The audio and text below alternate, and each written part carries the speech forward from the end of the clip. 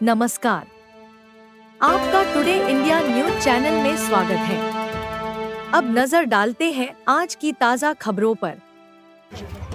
अकोला जिले के उगवा गांव में पीने के पानी के टंकी को ताले क्यों लगाने पड़ रहे हैं, इसके पीछे क्या कारण है, देखिए खबर और जाने इसका कारण। उगवा वासियांचाच हा प्रश्न नाही, हा अकोला जिल्ह्यातला अनेक गावांचा पिण्याचा पाण्याचा प्रश्न आहे। आपण चॅनलच्या माध्यमातून उगवा गावची परिस्थिती चॅनलवर दाखवली। मी आपल्या चॅनलचं आपलं मनापासून अभिनंदन करतो। ही जबाबदारी त्या मतदारसंघाचा आमदार म्हणून माझी आहे। मी 5 वर्ष झालो, मागील 5 वर्ष आमदार होतो, आता दुसरा टर्न झाला, आता दुसऱ्यांदा मी विजयी झालो। परंतु हा प्रश्न आजचा नाही आहे। देश स्वतंत्र झाल्यापासून त्या गावातील लोक खारं पाणी पितात।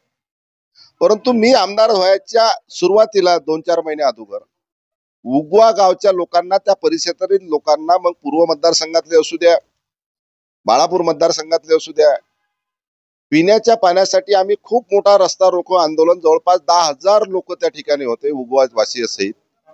उगवा फाट्यावर आम्ही रस्ता रोको केला होता, ज्यावरती उगवा गाव कोणत्याच योजनेमध्ये समाविष्ट नव्हतं। त्या गावात कोणत्याच प्रकारचं पाणी मिळत नव्हतं।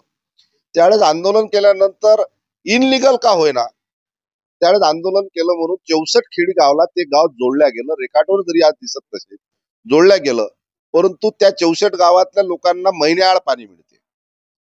धरणामध्ये पाणी मुबलक आहे, योजना आहे, आणि त्या 64 गावातील लोकांना महिन्यानं पाणी मिळते, 1 महिन्यानं। जे स्वतःला विकास महर्ती समजतात, ते स्वतःला आम्हीच काही या जिल्ह्यामध्ये करू शकतो असं समजतात, दुसरा कोणी या जिल्ह्याचं काही करू शकत नाही असं समजतात। तो त्यांच्यामध्ये जो अहंकार निर्माण झाला, त्या अहंकारी लोकांना मला आपल्या माध्यमातून सांगणं आहे, आपण ह्या जिल्ह्यामध्ये भारतीय जनता पार्टी गेल्या 25-30 वर्षापासून सत्ता भोगू राहिली, राज्य करू राहिली। मग खासदार असू द्या, आमदार असू द्या, प्राथमिक जबाबदारी त्यांनी काय निभवली? ह्या जिल्ह्यामध्ये रस्ते नाले सांगू नका, पण धोरणात्मक जे काम असतात, लोकांना महत्वाचं गोड पाणी मिळालं पाहिजे, ही भूमिका त्यांनी काय निभवली? तर त्यांनी कोणत्याही प्रकारची जिल्ह्यातली भूमिका निभवली नाही। जनतेला फक्त दिशाभूल करायची।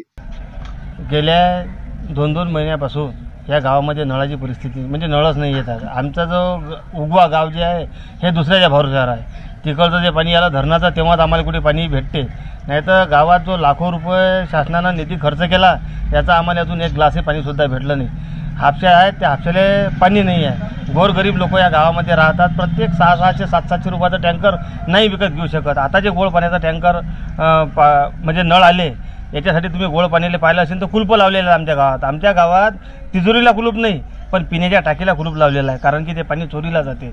आणि लाखो रुपये शासनानं खर्च केला, तरी अजून आम्हाला एक हांडासुद्धा पाणी या उगवा गावामध्ये भेटलं नाही। तरी आमची शासनाला हात जोडून विनंती आहे की या गावाकडे लक्ष द्या बापराजेव, नाही तर आम्ही काही दिवसात आमचा तसंही जीव जाणार आहे।